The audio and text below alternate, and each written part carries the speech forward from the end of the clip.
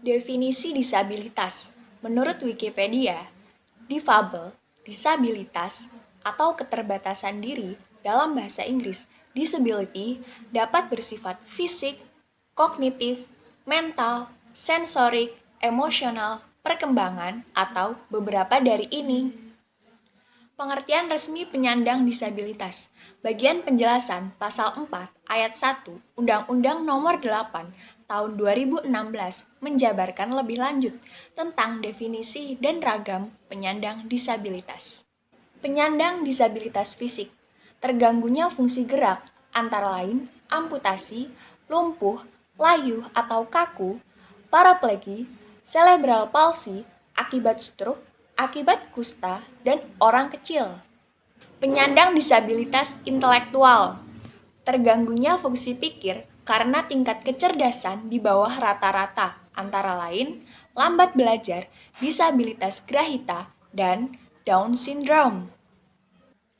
Penyandang disabilitas mental, terganggunya fungsi pikir, emosi, dan perilaku, antara lain psikososial, autis, dan hiperaktif.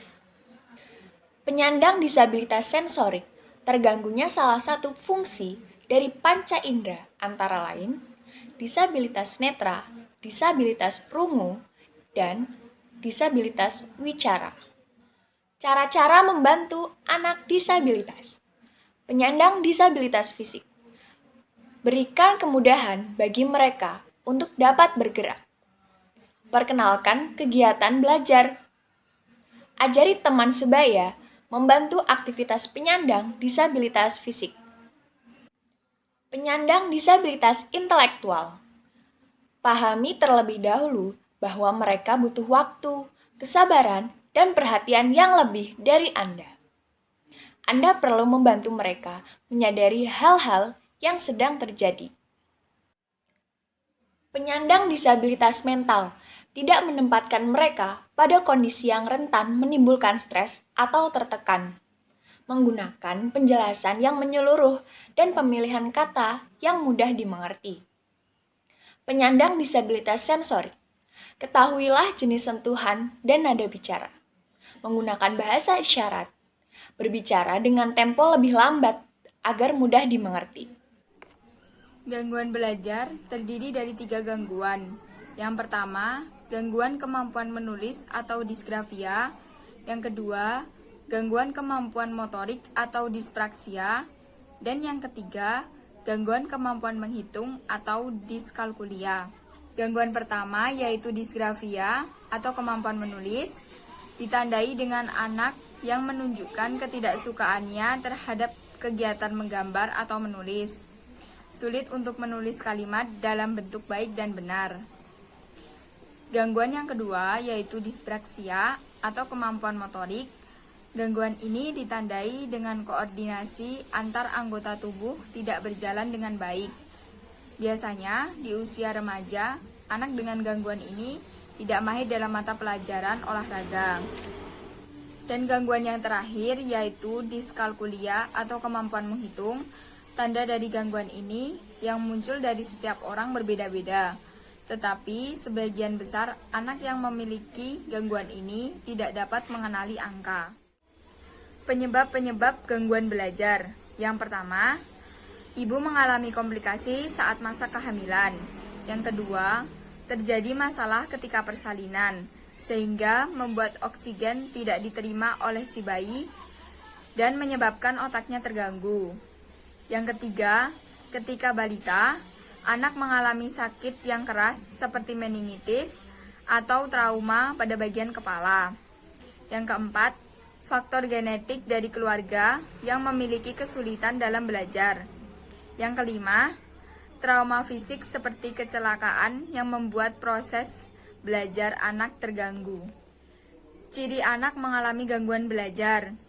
Untuk anak di bawah 3 tahun memiliki ciri agak susah melafalkan sesuatu, lamban berbicara, sulit membedakan kata-kata yang serupa.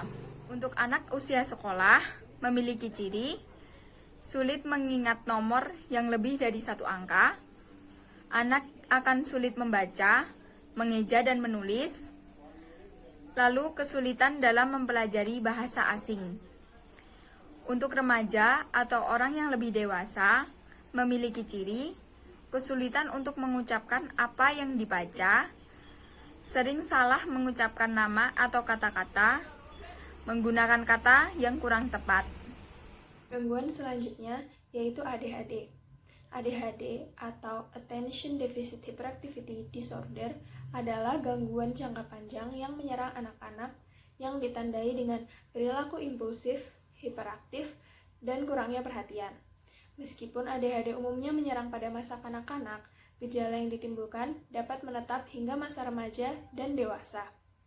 Gejala umum dari ADHD antara lain tidak memperhatikan, hiperaktif, dan impulsif.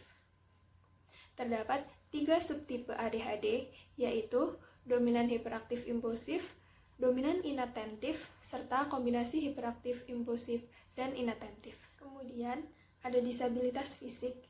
Disabilitas secara umum merupakan istilah yang digunakan kepada seseorang yang mengalami cacat atau keterbatasan dalam melakukan kegiatan sehari-hari. Disabilitas fisik dapat terjadi karena adanya penurunan kemampuan bagian tubuh, hilangnya fungsi bagian tubuh, atau mengalami gangguan dengan struktur tubuh. Contoh dari disabilitas fisik diantaranya amputasi, kelumpuhan atau paralisis, paraplegia, dan lumpuh otak. Selanjutnya, ada disabilitas sensorik. Disabilitas sensorik adalah gangguan pada salah satu fungsi alat indera. Disabilitas sensorik ini mencakup tunanetra, yaitu mereka yang tidak memiliki penglihatan sama sekali atau buta total, serta mereka yang masih memiliki sisa penglihatan tetapi tidak mampu menggunakan penglihatannya untuk membaca tulisan. Kemudian ada tunarungu, yaitu seseorang yang mengalami gangguan pendengaran, baik sebagian ataupun menyeluruh, dan biasanya memiliki hambatan dalam berbahasa dan berbicara. Kemudian tunawicara, yaitu seseorang yang mengalami kelainan suara, artikulasi atau pengucapan, atau kelancaran berbicara yang mengakibatkan terjadi penyimpangan bentuk bahasa, isi bahasa, atau fungsi bahasa. Kemudian ada raditasi mental. Raditasi mental atau gangguan intelektual adalah gangguan perkembangan otak yang ditandai dengan nilai IQ di bawah rata-rata orang normal dan keterampilan untuk melakukan kegiatan sehari-hari yang buruk. Sementara itu, penyebab raditasi mental ada 3. Di antaranya, yang pertama karena cedera, yang kedua kelainan genetik, dan yang ketiga, menderita penyakit yang mengancam fungsi otak. Raditasi mental ini memiliki 3 gejala. Yang pertama, kesulitan dalam berbicara. Yang kedua, kesulitan dalam pengendalian emosi.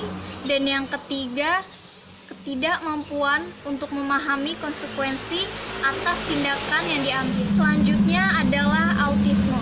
Autisme merupakan gangguan perkembangan syaraf yang mempengaruhi perkembangan bahasa dan kemampuan seorang anak untuk berkomunikasi, berinteraksi, dan berperilaku. Gangguan yang selanjutnya yaitu gangguan emosional. Disabilitas emosional atau perilaku adalah disabilitas yang mempengaruhi kemampuan seseorang untuk secara efektif mengenali, menafsirkan, mengontrol, dan mengekspresikan emosi fundamental. Anak berkebutuhan khusus atau dalam bahasa Inggris disebut Hayward adalah anak dengan karakteristik khusus yang berbeda dengan pada umumnya, tanpa selalu menunjukkan pada ketidakmampuan mental, emosi, ataupun fisik. Pendidikan anak berkebutuhan khusus di Indonesia. Di Indonesia, pendidikan anak berkebutuhan khusus telah dimulai sejak zaman Belanda. Pemerintah kolonial memperkenalkan sekolah dengan orientasi barat untuk pendidikan bagi anak-anak penyandang disabilitas.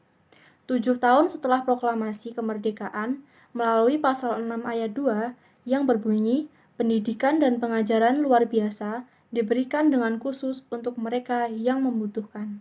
Metode pengajaran untuk anak berkebutuhan khusus ada 3. Yang pertama, tugas dan bahan bantu. Beri tugas yang ringan tetapi intensif. Nilai tugas murid secepat mungkin dan berilah ujian serta jawaban lebih awal. Yang kedua, waktu dan ruang. Pastikan meja murid tidak dipenuhi dengan berbagai barang yang tidak penting dan bimbing murid belajar di ruangan yang mereka senangi. Yang ketiga, gaya. Beri arahan lisan dan tulisan, gunakan kartu penanda yang mengandung warna yang terang.